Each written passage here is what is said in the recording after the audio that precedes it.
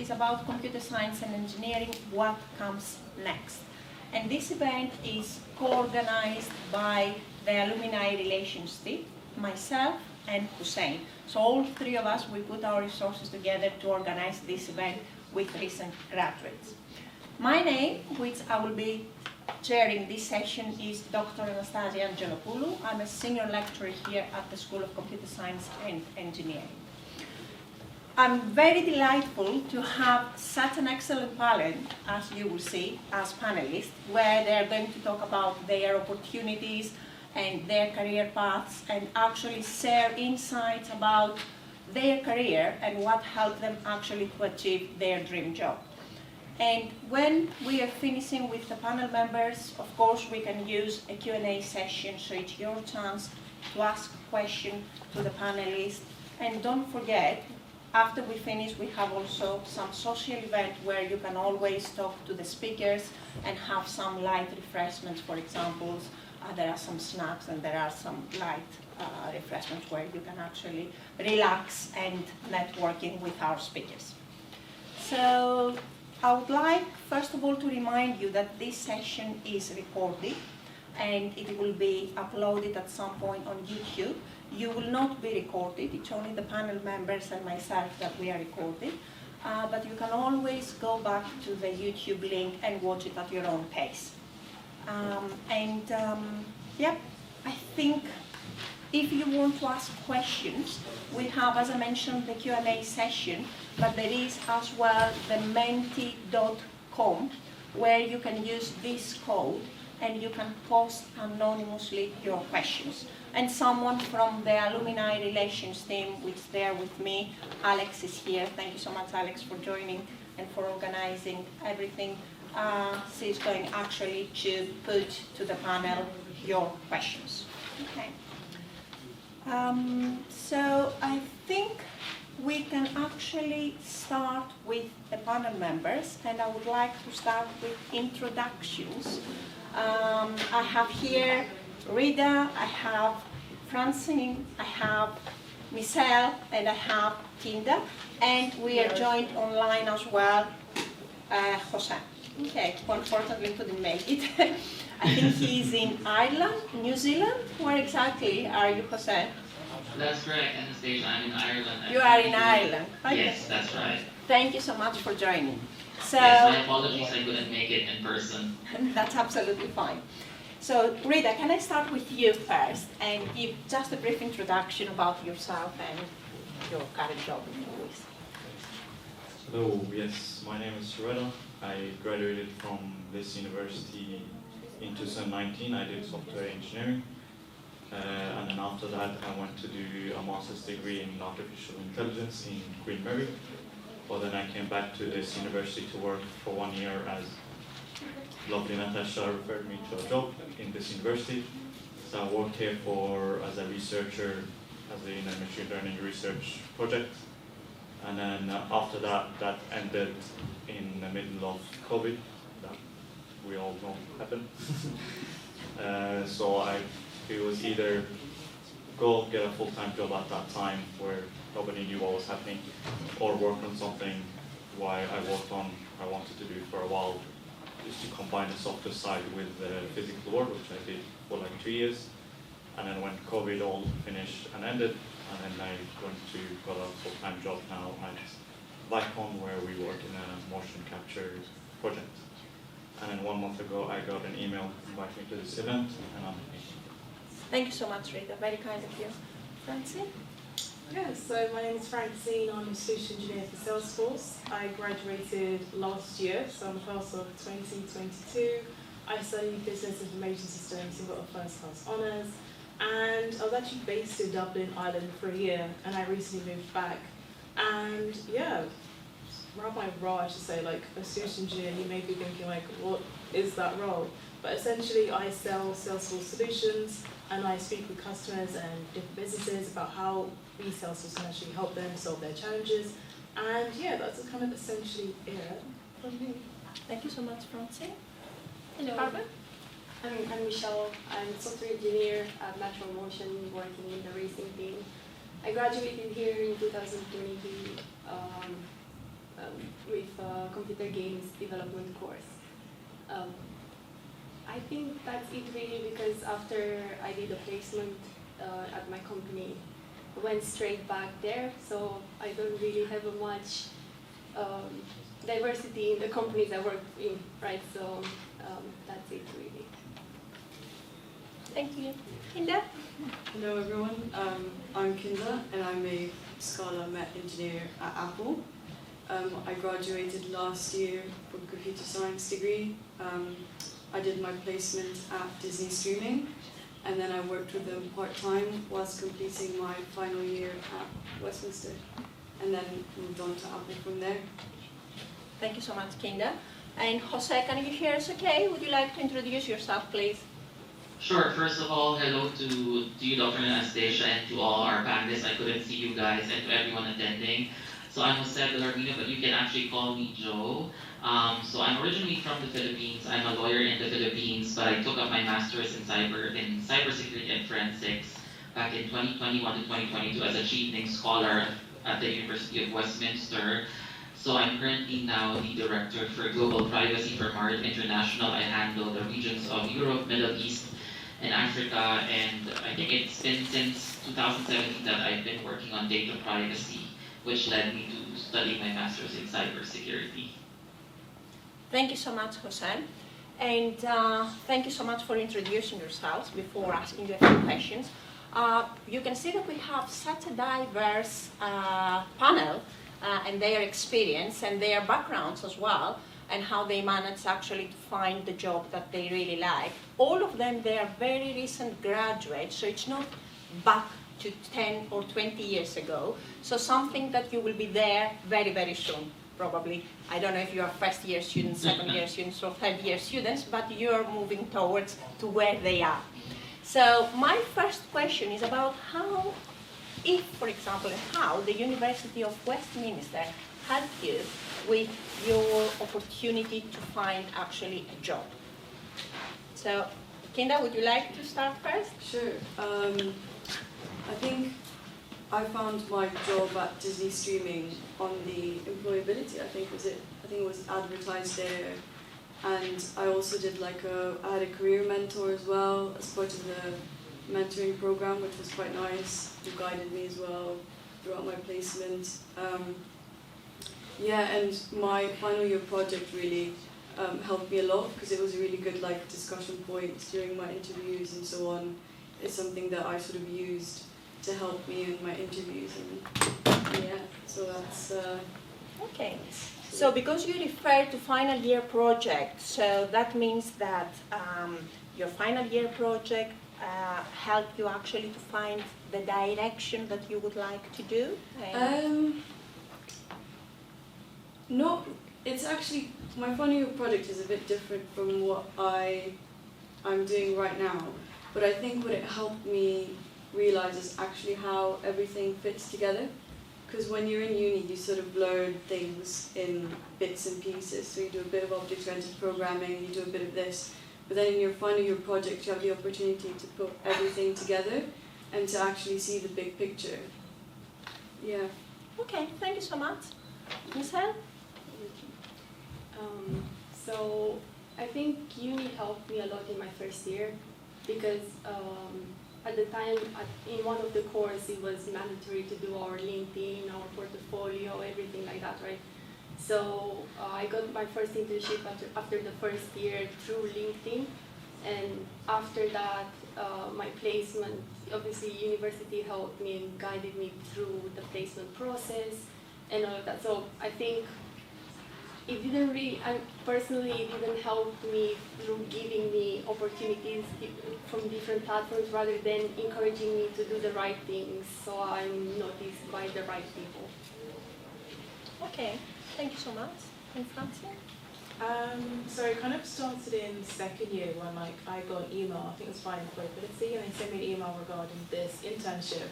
And from then it kind of introduced me to Salesforce, so I currently work for now, but the advertisement was for a mini internship, and I was like, this sounds good, and I applied for it, and then I got through to the second stage, and my mentor supported me with the application and everything there, And yeah, just kind of looking at that email and actually applying for that opportunity there kind of led me onto the path, the Salesforce path, I guess. And yeah, from that mini internship, it led me on to another internship, and then it led me on to my job, which I have now. So yeah, just from that kind of opened up that email. Okay, that's excellent. Rita? Yeah, for me it's been a while. It's been like from 2019. So, but the thing I remember standing out is like getting a foundation knowledge of the core technical aspects and having that mindset, and also building connections like we did that could help you in career in the future. Excellent. Thank you so much. And Jose, would you like to add to the discussion? Sure, I guess to answer your question, I've been a professional for 5 years prior to me coming back to the uni for my master's. And I think the answer to your question is how you actually, maximize the opportunities that the school offers you. I mean, you have to be proactive about it. I had to apply for Go Abroad, I did the mentorship program, I did the school rep program as well. So I think these are the things that really helped me even after, coming out of the university. It's really how you make the most out of what the university offers you, because it's not going to come to you, on its own. You have to, reach out and explore the opportunities that you have, and that's the way that the university will be able to help you fulfill your goals or dreams, whether it's an internship or it's an actual job. I mean, after school. So I guess you have to be proactive about it and let the university help you, because they won't do it. They have so many students. You have to assert yourself. Thank you so much. So what I would like to keep from what you all said is that I could hear the keyword employability and the employability department and employability opportunities. So this is very, very useful because we have this employability. People, we have a team there where they can help you. Actually, they post job opportunities for you. So this was something that you really used as resources from the University of Westminster. Some of you mentioned about mentoring. Did you use any mentoring scheme actually that you thought it helped you with your job?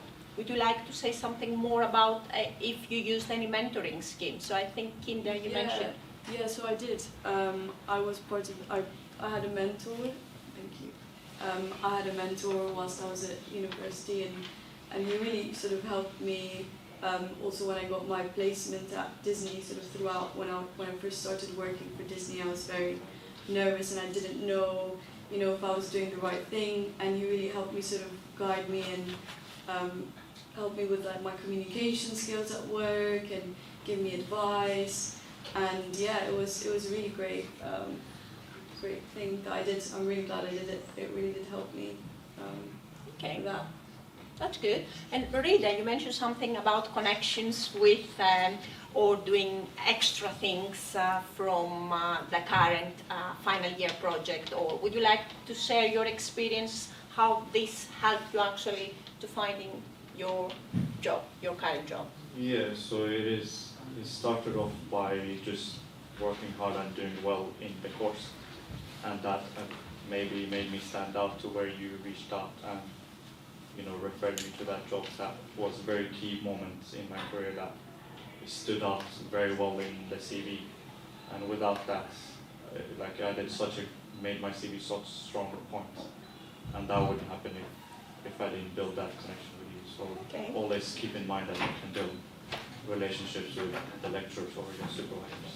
Okay, which is good because we are here to support all of you. So it's very, very good mentoring scheme or through specific module or final year project or lecturer based on the directions that you want to follow to keep these links and actually flourish these links and make sure that you move forward to where you want to go. Okay.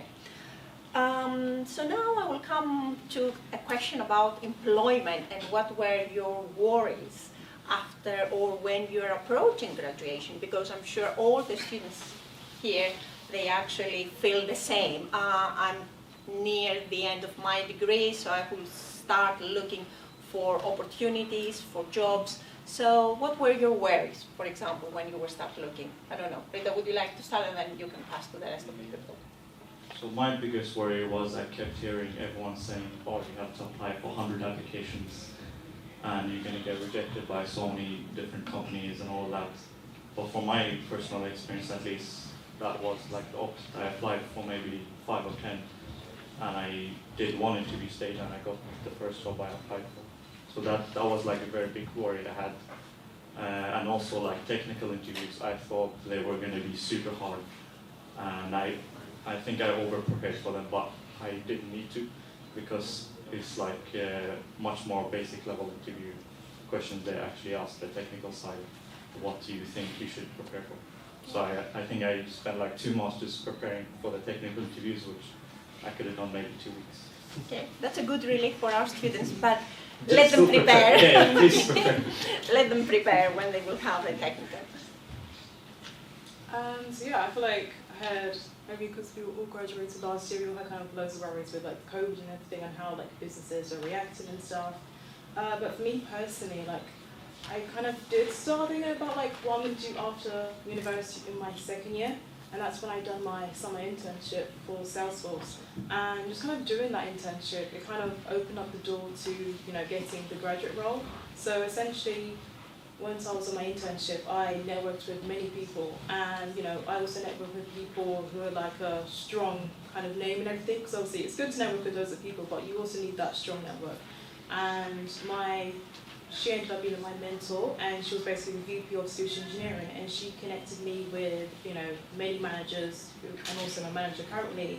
And I spoke with them, and just kind of by those interactions and kind of showing that I was interested, because they really want to see that you're keen to learn, and that you have this attitude, because they can teach you all the technical stuff, but obviously it's much harder to change your attitude. So you go to them showing that you want to learn, you're willing to kind of learn. That's really what they're looking for.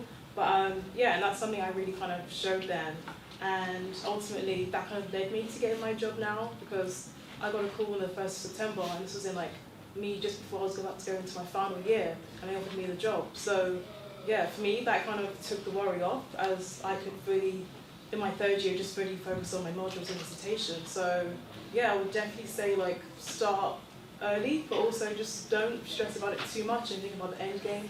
Because me kind of doing my first internship, I didn't think that would be my kind of the job I'm in now.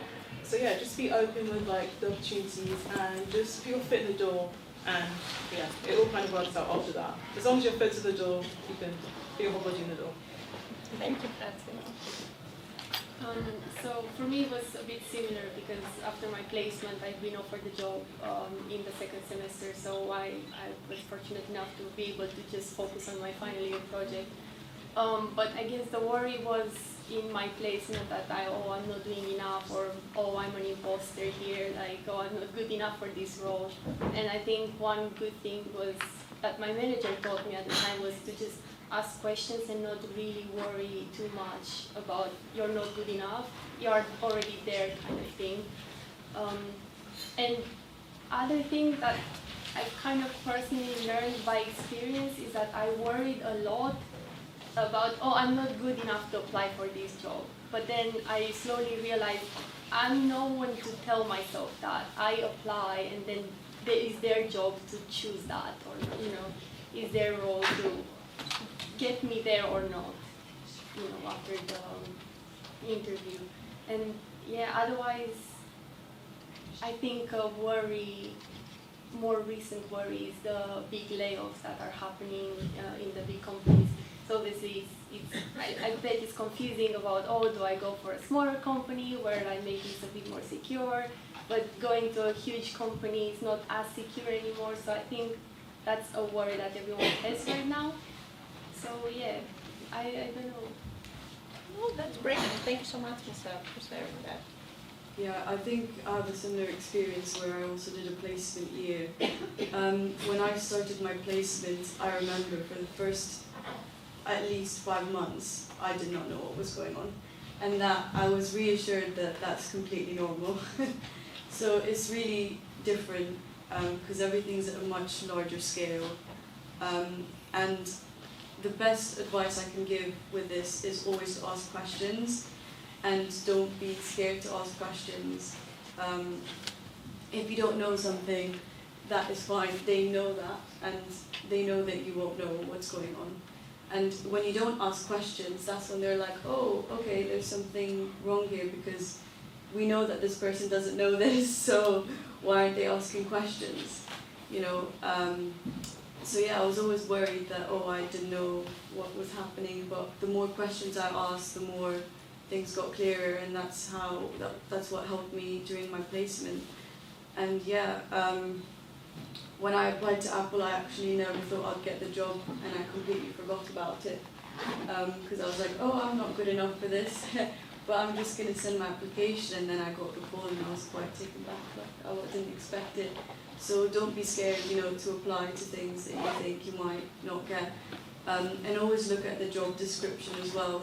Because sometimes things aren't advertised as junior roles, but they're actually open to accepting juniors.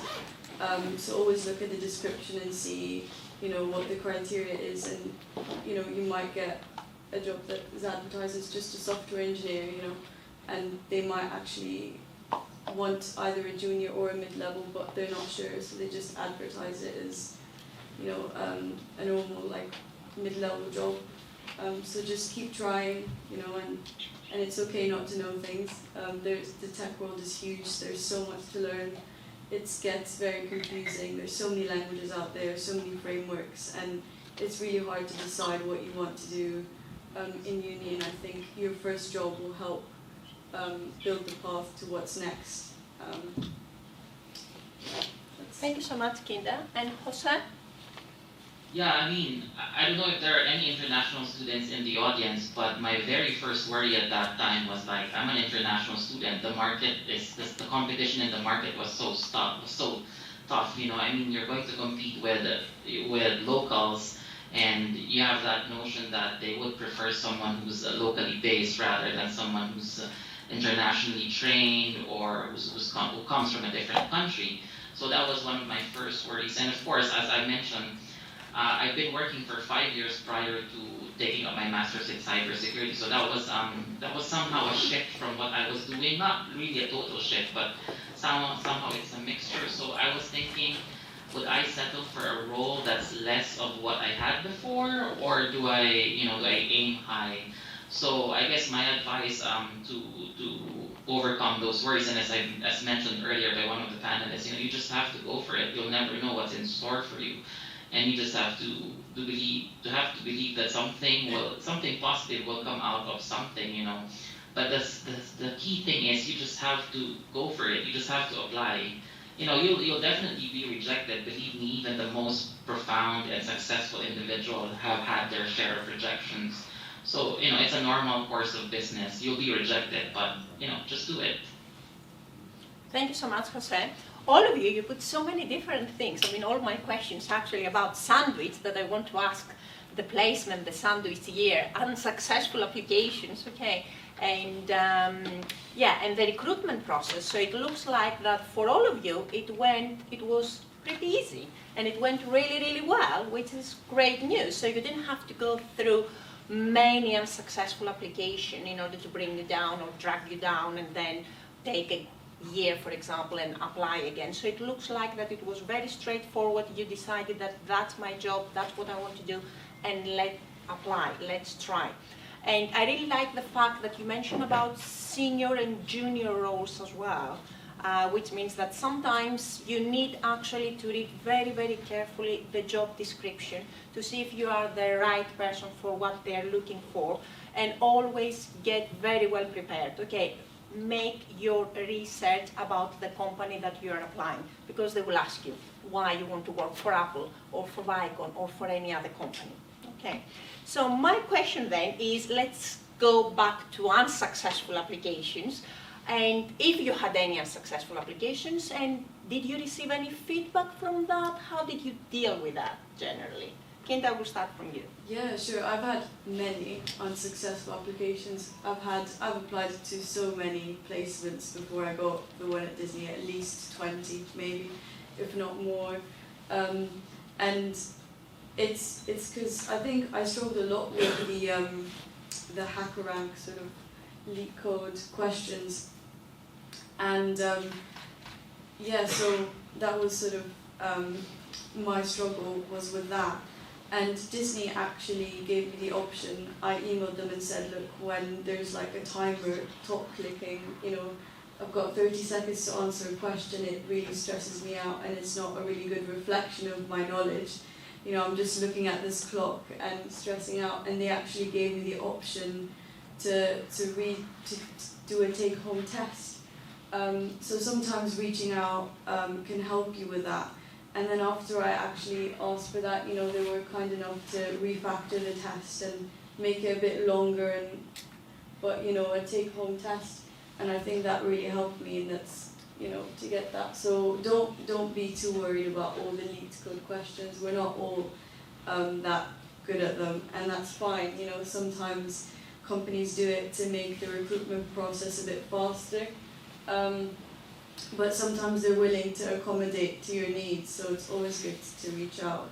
But yeah, I've definitely had my share of unsuccessful applications. So yeah, don't worry about that. Yeah. The worst application, I think, the worst interview I had really was for one of my internships, where there was a miscommunication in the emails, and I wasn't really prepared for a tech interview, and I was really prepared to just present myself, say about my history, like what am I doing, talk to the people, and then kind of took me by surprise. They asked me questions, like math questions, like serious questions, and I was really, really surprised and confused. And then after that, the person got a bit annoyed with me and asked me, oh, do you have any games done? Like, do you have anything on your portfolio? And after being in my first year, I didn't really had any games to present yet, right? And they kind of storm off on me saying that, oh, you can't apply for a job without a game done, like, why are you even here? Like, he didn't really say that, but it really felt like that, right? And it was, I think, really, really tough on me that time, but the most important thing was that I cried for a bit, but then, you know, I stood up and went over it, and in the following interview with, it was a sister company, the technical interview was actually quite successful, and at the end I realized that sometimes it's not necessarily about your knowledge, it's also about the person who is interviewing you, like how was their day, if they have patience for you, to listen to you, to hear you out. So the second interview I was mentioning, it was literally after 2 weeks. So I got the job from the second interview. So nothing that the first person said to me was completely true. Like, yeah, I didn't have the game done, but I did have the knowledge to work for a company after my first year. So don't let yourself down after people being rude to you. I haven't actually had any like unsuccessful interviews because I didn't actually do any. But regarding my summer internship, one of the rounds, it was for, I got asked the question like the one you said about why do you work for us, and I assumed that this company was Salesforce. However, it was a partner with Salesforce. So I was like, and I kind of found out that it wasn't Salesforce like in the interview. So I guess enforcing the idea of actually reading the job description fully, ins and outs. Yeah. Thank you. Yeah, so I think I applied for 10 applications, and some of them I still haven't heard back from. So that says something. Process. Yeah.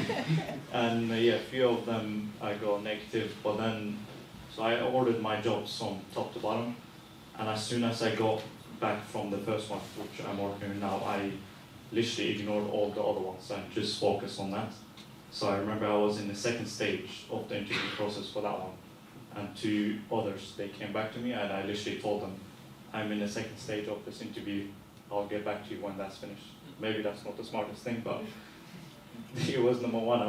It felt weird for me to go to the second interview, and I don't want them as bad as the other ones, so I'm like, I literally just told them straight up, wait until I'm finished with this one. If they don't wait, then I don't want to work there. So, and yeah, luckily it worked out that I got the one I wanted. Okay. So, some rejections and some I still don't know. It will always happen. Thank you so much. Jose? Yes, I think, taking it from one of the panelists, from what she mentioned, we'll always have unsuccessful applications because it's not just your decision, You can all be prepared for the interview, but as mentioned, what if the interviewer wasn't in the mood or they were looking for someone else, they were looking for a particular character. So, you have to tell yourself that it might be unsuccessful, but that's not entirely up to you. So you have to keep that in mind. But the thing is, always just to continue forge ahead because you'll definitely find a job. There's so much opportunities out there. But if there's one thing that I would share, and I hope international students could relate to this rather, is that I almost got a job back in December for a company in Germany, and it was really a good role. And they were choosing among the two of us, like between the two of us. I had another competitor, and they told me eventually that the reason why I didn't get the job is because they had to sponsor me, and the other candidate was already an EU citizen who could, simply work without any additional expenses. So, well, that's something that you can't do anything about. But as I mentioned, it's just really these are things that are beyond your control. So, just go out there and just accept the fact that there are things that you will not be able to control, but just do your best whenever you have an interview or an application or, you know, whether it's an exam or a face-to-face interview. Thank you so much, Jose. So I think from the panelists, we can actually identify that there are some things that you can control, okay, and you need to get prepared for the interview, but there are things, for example, that you cannot control, okay? So if the interviewer has a good or bad day, this is something that you cannot control, okay? You only hope that they have a good day, okay? That's the only thing that you can hope for. Some of you mentioned about sandwich or placement here. I know that not all of you followed that route or this path. But those that you followed this path, what was the process? And do you want to give us any insight about the process? Because I'm sure there are students here which they are interested to take this sandwich year, placement year, and then come back and finish their final year. And of course there are students which they want to go straight and finish their 3 years degree and start looking for jobs. But your experience from the sandwich placement year and the process, would you like to give us an insight about that? I will start with Kinder. Yeah, sure. I think the placement year is the best decision I've made. I think I didn't want to do one because I had done a foundation year and I was like, oh no, I did a foundation year, I'm going to do a placement year, I'm going to graduate really late. And then COVID happened and I was like, do you know what, maybe this is not a bad idea. And absolutely no regrets. I think it was the best decision I made, and I think it really helped me get to where I am today. So I highly recommend applying for placement. It is not a waste of time. It really, really, really isn't. I can't encourage it enough. My application was, I think I had 3 stages. I had a take-home test. I found it on the employability portal, I think. Disney had advertised their placement year there. The other placements that I applied to were on LinkedIn, and most of the jobs that I applied to later on were on LinkedIn, so most of them are usually there. So it was 3 stages. The first stage was a take-home test, and then I had a bit of a chat with someone in the team. I think it was a culture fit, probably. A lot of companies now, they're looking for a particular character and they want to see if you sort of fit the culture and ask you some questions about yourself, kind of get to know you as a person, sort of your attitude and so on. And I think that's something that they find very important, possibly even just as important as your technical skills. And then I had another interview which was discussing my take-home test and sort of areas like that I could improve on the solution that I had chosen. And yeah, so that was my interview process for Disney, my placement. Thank you so much for sharing that with us, very useful. Michelle, I think you were on a sandwich year as well. Yeah. For me, it was the interview process didn't exist really because I went straight back to the same company I worked the summer before. I think the advice I have is to keep notes throughout the placement because university asks you to fill in forms regularly, and at the end I was supposed to write an essay about the entire year. So I found it really, really useful to just keep notes as I work on whatever I work.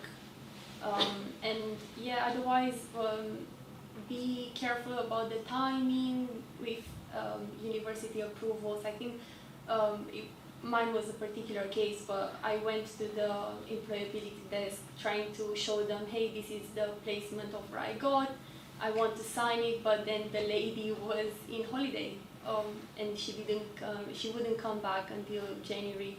So I had to kind of go through little things and pieces to kind of get it approved faster because I couldn't wait until the New Year's to sign the contract. So yeah, definitely be careful about timings and stuff like that. Thank you so much, Michelle. I didn't do a placement year. You didn't do a placement year. Okay, and Rita, you didn't do a placement year. And I guess, Jose, because you are an MSc student, you didn't do a placement year. Am I right? Yes, that's right. Okay, that's absolutely fine. So I would like to ask my last question before wrapping up the session and some tips that you can share with us, which I'm sure the students will find very, very useful. So my last question is more or less about your current job and your current role. What are the things that you enjoy, things that you dislike or you don't enjoy that much, and what are the challenges that you face currently? And I will start with you, Rita, this time. Yeah, so things I enjoy right now is like the flexibility and freedom there is. You can start whenever you want, you can finish whenever you want, so you can work from home when you want, go to the office, whatever, play sports there, take a walk. That's why I really enjoy is the... And the company is based in Oxford or It's in not? Oxford. It's in Oxford, okay. Yeah, so one thing I don't dislike is the commute I have to do when I go to the office, which is like 1.5 hours. I'm looking to eventually move there very soon. But yeah, that's kind of things I enjoy, the flexibility and freedom that is available, and the thing I don't like is the distance. Okay. Thank you. Yeah, I think, I do like the flexibility as well. Hate the commute as well. But what else do I like? I think I like interacting with customers. Like, my role, I get to interact with like small to large businesses across many industries and just kind of speaking to customers, because at first I was like, oh, like, this is a multi-million pound company, like, I'm scared, but they're honestly just human. So yeah, just speaking with them. And another thing I hate about I wouldn't say hate, but dislike would be probably like the certifications. So honestly, when I graduated, I was like, I've got a first class degree and BIS, I can do all things. And one of my first certifications was for like their platform, so it was quite technical to do with like the Salesforce platform. And I failed my first test, and I was like, oh, like I just wasn't used to failure. So yeah, that did kind of put me down, but like I think you just have to get yourself back up again. And like in like the corporate world now, like these certifications, if you fail it, it's not a big thing. Like everyone fails them. Like you just gotta get back up and do it again. Yeah, so that's what I like and that's what I dislike. Thank you, Francie. So in my current role, I'm working in a small team. So I'm the programmer, I have a producer, I have a designer. So I think what I really like is that having a small team lets you kind of know the person and truly work with them and brainstorm together. For example, with my designer, I get to work on her designs as well. So she comes up with something and comes double check with me, hey, is this strong from your perspective? Do I need to think about some other cases that I really didn't? So I think that's the good part, like really good communication, but of course it can be otherwise as well. What I really don't like is the corporate thing overall. Like, I mean, that's everywhere, and I think everyone thinks that, but I think I went to it really naive, knowing the people and like being friends with the people I work with.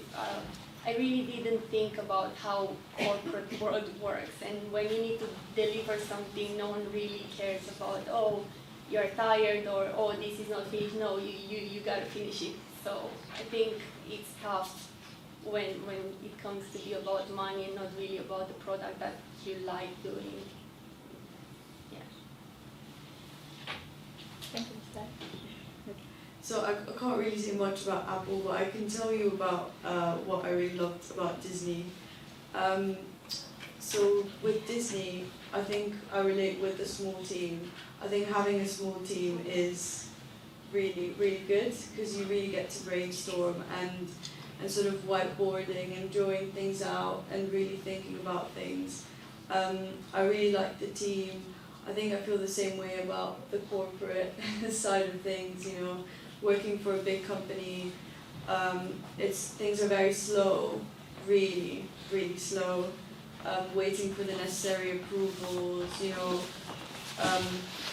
getting people to review your work and getting approvals are quite slow when you're in a big company.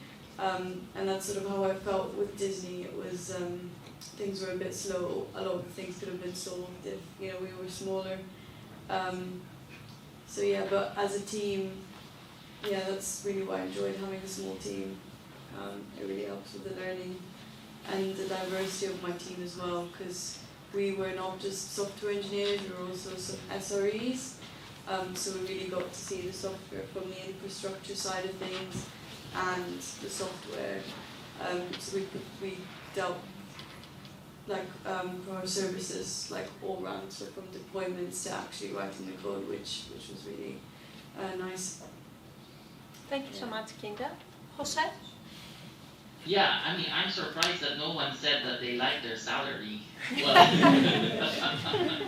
well, that's something that I really like about my job. I think everyone wants to like salary for their jobs. But apart from that, I'm already on a senior level position, and I work for the biggest hospitality chain in the world, so that's Marriott International. So what I like most about my job is I get to travel a lot, and I get to stay in different hotels for free. So those are the things that when you choose your job, you choose for things that will have perks other than your salary. And personally, I like to travel, so that's something that I really like. But I also like the fact that since I'm handling Europe, Middle East, and Africa, I get to talk to different people, and I get to know about the different culture, laws, and cybersecurity policies of different countries. We're present in 87 countries in EMEA, so that's a whole host of different people, different laws, different culture, different policies when it comes to cybersecurity. The downside, and I would say something that I dislike, or probably is not my favorite, would have to be that I have to learn all these laws and cybersecurity policies, at such a fast-paced environment, because when there's a data breach or a cybersecurity incident, you don't have much time to respond to those, so you have to be on your foot thinking. But other than that, I will say that in every job you'll have something that you like, you'll have something that you don't like, but it's just what's your negotiable and what's your non-negotiable when it comes to your career. So yeah. Thank you so much, Jose. So in order to wrap it up and make an end to our wonderful discussion that we have so far with the panelists, and give the time to you as well, to the audience, to ask any questions. My understanding as an absolute must from what you said is, first of all, work hard, okay? Engage with either your lecturers or the employability team or the sandwich team, or all the people that they're here to support you. And of course, walk this extra mile, okay? Either this is an extra certificate that you will try to get, or your sandwich year, or something extra that you will do. Is there anything else that you would like to pass to the audience, for example, to the student, as an absolute must that you would like to share with us? I will start with you, Raydan. One or two, maybe, that you would like to share. make your CV one page, maybe. That's the first thing that comes to mind. I don't know why, but it will like force you to make your CV good because you're removing redundant data, and then you're just forcing all the cramped stuff to do that. So my initially was 2 pages, and then once you make it one page, it looks all good because you removed all the extra stuff and made it focus just on the good stuff. Excellent. That's the good. first thing that came in mind. I don't know why. Okay, that's very, very important. I'm sure they would love that. Okay. Yeah, and one thing for me personally is like taking care of yourself, like sleep well, your diet and fitness. That I think is always has to be the case. That's all. Thank you so much, Rita. Yeah, to add to the CV point, actually, get many eyes on it. Like, many people, different people have different perspectives on it, so you want as many perspectives on the CV you can get. What else?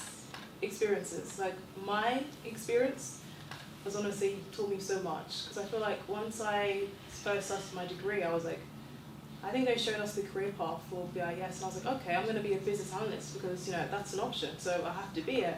And then I interned as a role with business analyst, and I found out that that wasn't really for me. So yeah, like, experiences really kind of do show like what you do enjoy and what you don't like. So yeah, definitely do that, and also just enjoy this time. Like, you may be thinking, you know, I can't wait for university to be over, but you're gonna miss some parts of this, and you know, the corporate life, it doesn't have long summers, long breaks like this, so enjoy it. Thank you, Francie. I would add on what Anastasia said, work hard, but also work smart. If you get a placement, if you get any experience, talk to the higher people. I would say in my placement, I tried to talk to anyone in the company. I was a bit lucky that it was face-to-face, but obviously now how is face-to-face, obviously it's easier. So just go to people and ask them, what are you doing there? And they're more than happy to tell you, and that way you make yourself like seen in the company. And also when you achieve something great in your work, talk about it. Don't just assume that your work will speak for yourself. Speak for yourself. Thank you, Michelle. Yeah, something to add on to that. I think do something you love for your final year project, because you're going to be talking about it a lot during your interviews. So make sure you know your code really well and things that could have gone better, and yeah, just really do something you love for your final year project. I think that helped me a lot because I put a lot of thought into it and love into it, and that really helped me with my career path. So. That's great. Thank you so much, and thank you for bringing back again final year project and how important is the final year project. I mean, since you will be talking about it in interviews, so yeah, and it's a big chunk from your studies. I mean, you have the whole year to work on your final year project. So yeah, Jose? Yeah, I think I'm the oldest among the panelists, so I mean, I will have 2 things. First is invest your time wisely, meaning to say develop yourself. You know, while you're at the university, you have your mentorship program, you have your Go Abroad program, you have a whole host of resources that you can use to develop yourself. And you should also develop your character, because as mentioned earlier, you know, when looking for a job, it's not just your intellect that they're gonna look at. They're gonna look, you know, the entire package, and you have to have that character. You have to be able to work with people. And the second would be, you know, to just do it, just go for it. As I mentioned, you might be scared, you might have the fear of being rejected. Just to share with you, I did 8 interviews for my current role. That's 8 interviews for my current role. When I submitted my application, they were looking for someone with 10 years of legal experience and 6 years in privacy and cybersecurity. I only had 7 years of legal experience and 4 years in privacy and 1 year in cybersecurity, and that's my education. That's my master's. So, but eventually I got it. So, you know, just go for it, apply for it. You'll never know. Something out there will happen to you. So, yeah. Thank you so much, Jose. Thank you so much. So what I would like to do, first of all, is I would like to thank our wonderful panelists for finding the time after work and come here and talk to you, share their insights about opportunities, job experience and all the things that they went through. And I would like to give them a big applause for their time.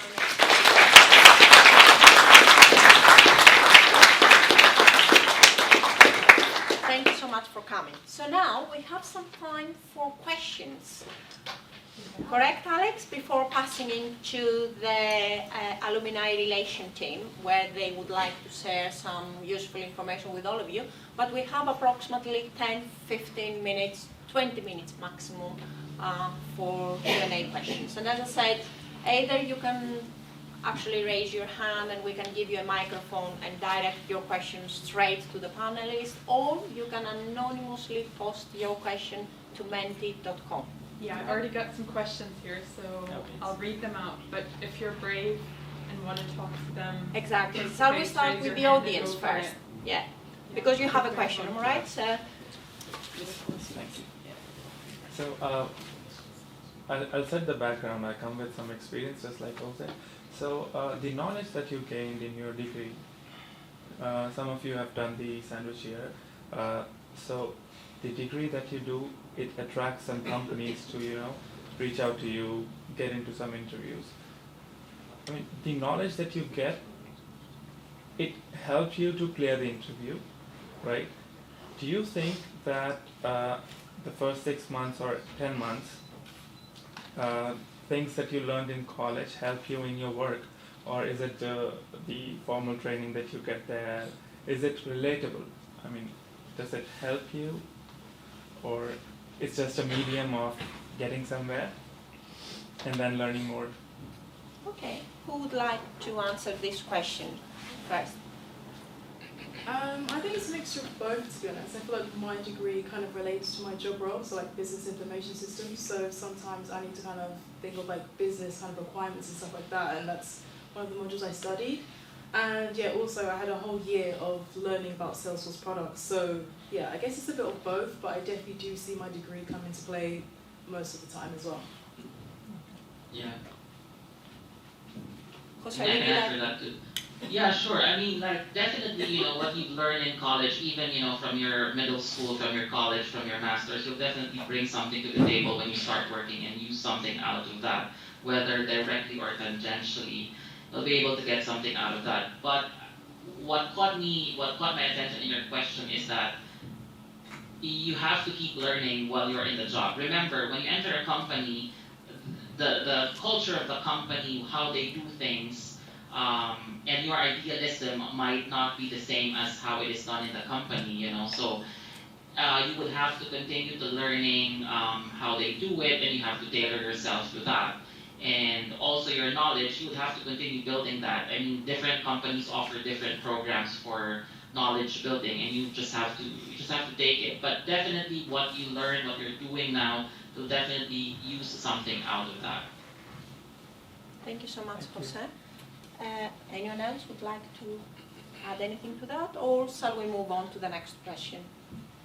Okay, let's move on to the next question. Anyone from the audience before going to the online, Alex, that would like? Yeah.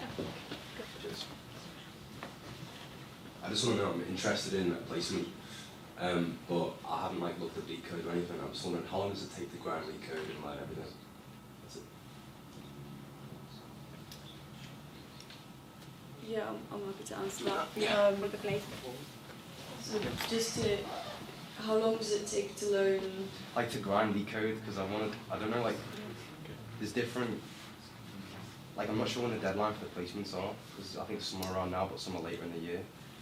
Yes, so I think I started my applications quite early, so in September I started to look, and then I think I applied, was it really late, to the Disney one. It was my last chance, basically. I got rejected from all of them, and then I applied to Disney one in June. I think there's some modules at uni that help you with coding, like the object-oriented module. I think you need to do a lot of self-learning as well, because uni really just sets the foundations for you, and then you have to build on top of that. So what helped me was, I learned a bit of functional programming, and it's different to object-oriented programming, and you know, that helped me a lot. And it takes a while to wrap your head around functional programming because it's a way of thinking. Rather than code, it's really how you think, and it takes a while. I mean, you just have to keep coding, you know, get your hands dirty, try things out yourself. I remember in my object-oriented module, I did extra to what was on the criteria because I was just curious to know how something works, and being curious helps with that. Just go like, oh, what if I put a UI on this? You know, sometimes we're asked to do like a console application. Oh, but I want to build an interface for this, and oh, but I wrote my code in Java, so how do I do that? And then, you know, that's what I did during my object-oriented module, and sort of just pushing like extra mile and oh, what's object-oriented? Oh, there's other types of ways to code, and what are they? And sort of just being curious. It takes a while. I think you should just keep learning. And just pushing the extra mile because uni really just sets the foundation and you are the person who pushes it. Okay, so Kinda, for the placement that you referred and for the coding, which was a relevant question, always try to push further and your boundaries in the sense that if there is a specific module with specific tasks, try to go for challenges.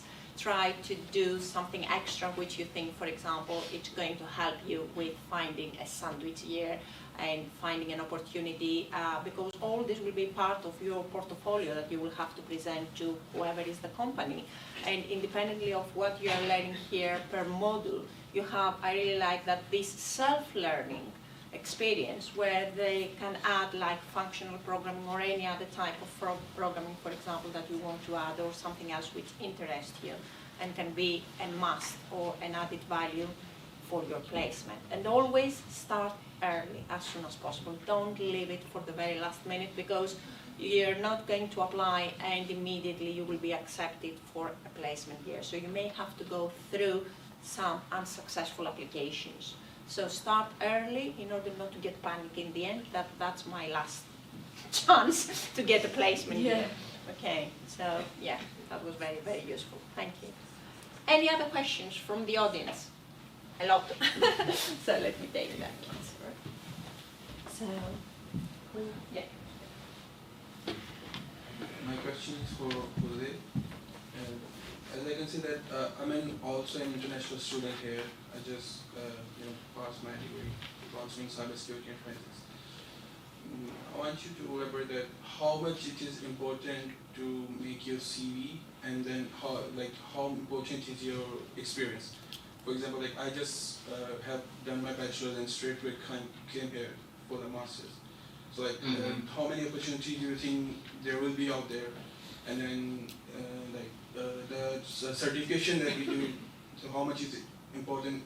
Because when you're doing computer science, the certification is not that important, I think, because most of the things that you are learning, you will learn during your few subjects like data science. If you study as a bachelor's or object-oriented, you learn C++.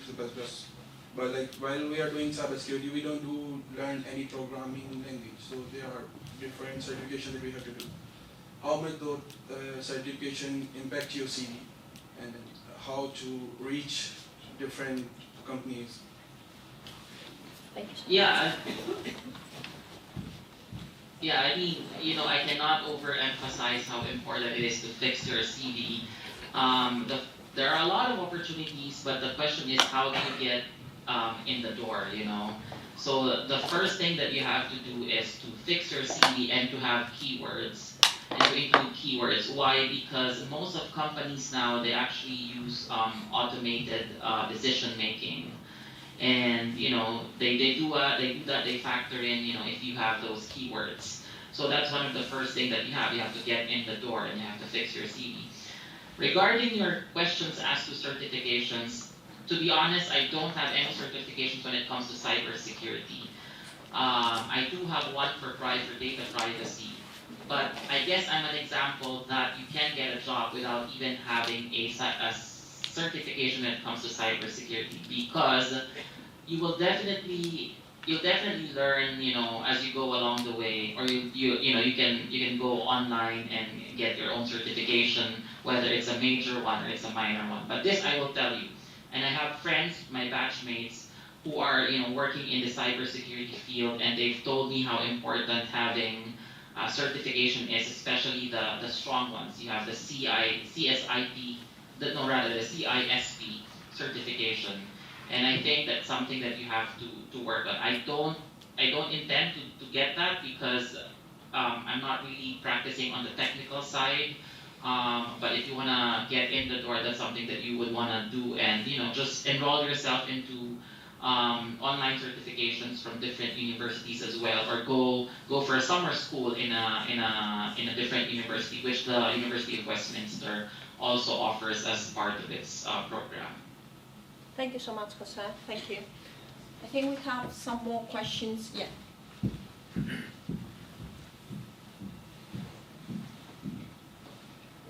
My question was mainly for the game student. What job did you have for your first placement, and what skills were important for that job? And also, what stuff should you put in your portfolio? I think, yeah, we'll leave them up. We have a small one here.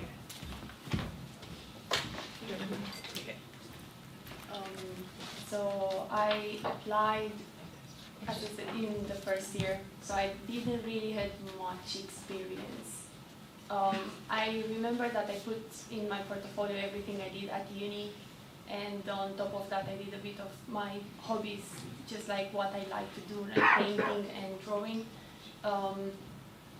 And then in the interviews, I think what was a big important thing was I had a test. I had to fix a small game they sent to me, and what I did, I fixed it, and then on top of that I added some more stuff, just like more 3D objects. I kind of created a story on top of that little game they gave me, and I just remember that my manager told me that, oh, that was a quite important thing that I did, and kind of got me the job. Does that answer your question? Good. Thank you, Michelle. Do we have more questions from the audience to the panel before going through the anonymous posted questions? Anyone else who would like to ask a question directly to the panelists? Yeah, I think we can go to this one. We can move to in the this one. meantime. Thank you. You'll have some time afterwards to speak to them one-on-one, so don't worry if you don't get your questions answered just now. So one of the questions is, what would you recommend students to do to build their network and connections? I'll start with Rita. If there's like any university events, any kind of events, just jump on that straight away, because you don't know what's going to happen or who you're going to meet or who you're going to talk to. So I think, I remember the university hosted many events, job conferences fairs. as well. We hosted conferences as well. So any kind of event you can attend, I think attend 100% if you can. That's one way to build connection for sure, and also just make yourself maybe stand out in just day to day in the university. Just people might notice and remember or keep you in mind for the future, and that's one way to make connections. thank you so much, Rita. Also look at events made by the companies themselves. I remember when I was in uni, there were, in my case, a lot of women in STEM type of events where there were a lot of participants, like from different companies, not necessarily only students. There were otherwise, yes, university events are very important. Yeah. Thank you, Michelle.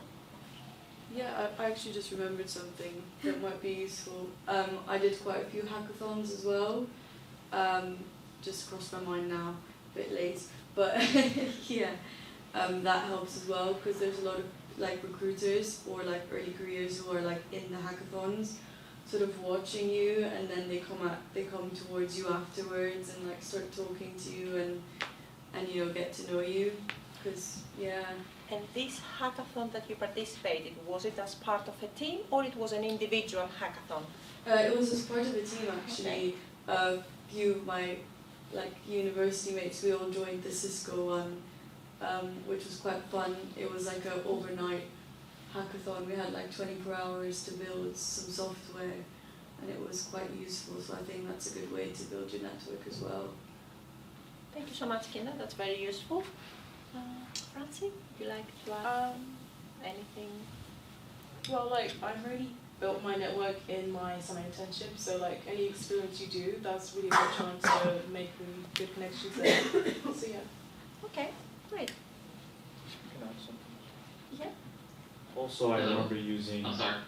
Sorry, Jose. I'll be back to you in 1 minute. Sorry. Sorry, right? I was going to say LinkedIn. LinkedIn, I think, is a very good place to just, whichever maybe you have a company you want to work with, right now start sending connection requests and like message them and see what's up.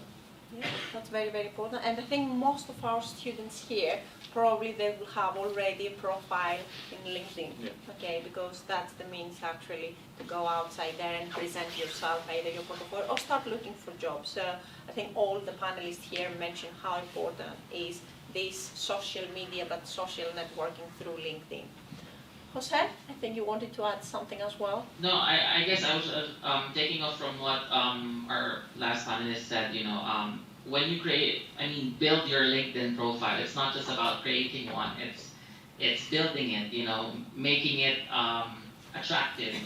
Because when you add people, they might accept you, but will they take interest out of you? Out of your profile. So you have to make sure that it interests them, and you have to connect to them. Just send them a message, and make sure that you don't leave them hanging and dry back when they send you a message and you don't even respond. So that's one. And I guess the second one is attend events also outside the universities, because if you want to get a job, you have to attend events that are outside the uni. With job fairs and things that they do back in the UK when it comes to finding a job. So just put yourself out there. Thank you so much, Jose. Alexa, move to the next question. Perfect. The next question is about how do you deal with work-life balance? Well, if you pick something that you enjoy working on, I think automatically it takes care of itself. And if you aim to join a company that provide flexibility, they do sports every week and stuff like that. So make sure in the interview process you actually ask about these things and make sure the work-life balance meets your needs. So it's not like they're interviewing you, you also want to see if they are also good to work with as well. That's very, very important. Yeah. Okay. Do we have any more questions? Yeah, there's plenty actually. Okay. But the next one is to Francine, which is about your final year project. So the question is, can you explain what you did in your final year project, why you did it, what tools were needed, and how it relates to your current role? That's a great question. I haven't actually thought about my dissertation in a long time. It was to do with data mining technologies in CRM systems. So kind of relating to my job role now, because Salesforce, they specialize in CRM systems. So I thought, let me study this a bit more before I kind of graduate. So yeah, I kind of chose that topic from then. And sorry, what's the rest of that question? Oh, give me 1 second. So basically, what were the tools that were needed and how it relates to your current role? So it was a lot of research, because I'm trying to think, I used many different programming languages for my dissertation, so it wasn't just one. I think I used Python, because it was a range of data mining techniques, so and it relates to my job role now, because it's kind of related to CRM systems, and I just wanted to kind of have a better understanding of CRM systems, because at the start I was kind of like, what is a customer relationship management system? And that kind of gave me the insights I kind of needed for my job role now. So I hope that answers the question. Thank you so much. Yeah, thank you. The next one's for Kinda. What was the most difficult part about preparing for your current role at Apple? I didn't really prepare for it, as I said, because I really didn't think I'd get the job. So I just applied. And yeah, I think with I didn't really prepare much for it, to be honest. I think what it is I'm a very curious person, and one of the feedback was, you know, during my interviews I tend to ask questions as well. And I remember one of my feedback points was, you know, you were honest when you didn't know how something worked. And they really, because you are being interviewed by someone who's very senior usually. Even like at Disney, I was interviewed by the CTO, and I had no idea until 6 months into the job that he was the CTO. And so they know a lot more than what you think. And sometimes they ask you really tough questions because they want you to say, you know, I don't know. They want to hear you say that. They want to know that you're an honest, you know, you're honest and you're not trying to come up with your own like answers to the questions. So one of the feedback points that I got during my interviews was, you know, the honesty and the curiosity and just asking questions back. Because a lot of the times in interviews they ask you a very generic question and they're waiting for you to ask them a question back to narrow down the solution. So they'll ask you something like, I don't know, build a API, and you're like, okay, what API? How do you want the response to look like? You know, what is it that you want? So they're waiting for you to ask those sort of questions. So if someone goes to you and says, you know, build an API and you start building it, they're going to be like, okay, how do you know what we want you to build? You know. So yeah, just ask questions even during the interview, and yeah, if you don't know something, that's fine. Sometimes it's expected, and yeah, that's all I have to say. Yeah. Okay, that's very, very important, because for any job, I think honesty, no one is perfect, so you cannot know everything, and Yes, for sure. it's good to know that's why you want to actually apply for this job and be part of the team, because you want to learn and you want to contribute, and your curiosity and honesty is a must to whatever is the company that you're working for. Yeah. So I think that's very, very important. Thanks, Lydia. Perfect. We'll do 2 more questions, but if anyone has any questions, feel free to raise your hand. Because we need to wrap it up, yeah? No, but Yeah. we'll do 2 more and then you can ask afterwards. Exactly. So this student is asking about how do they stay motivated when they feel demotivated. So I guess this would relate to rejections from jobs, having a lot of assignments, a big workload. How do they manage to stay motivated while everything is quite difficult? These questions goes to the panelists? Yeah, to everyone. Okay, that's fine. I remember in my final year, when I did my final year project, I reached the point where I just didn't want to do it anymore, but I had to do it. So what I did was just taking breaks, like the casual and cliche thing of going on a walk or like having a shower or go eat something. It really helped for some reason, and I didn't really believe it ever that it would. So yeah, take breaks and take care of yourself first, and then continue your work. And just to add, I hope it's true, but as part of the well-being, I think the students and the staff, they have some free membership for the gym that they can join some sessions, which means use it. Okay, so it's for your own well-being. Go to the gym, since it is free, and spend 1 hour there or 2 hours there to actually put this energy out. So yeah, definitely I know for the member of staff, but I think it's also it's for all students. So it's free membership. Use the gym. Okay, they are doing yoga classes as well there. They're doing Pilates classes. So plenty of classes. So use it. Okay.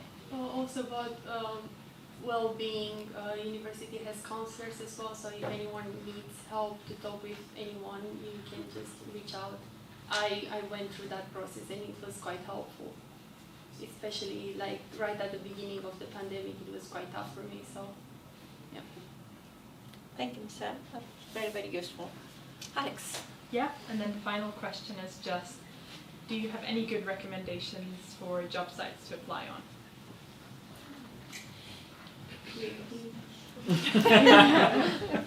I mean, go to the website of the company that you want to apply to. That's the first thing that you should do.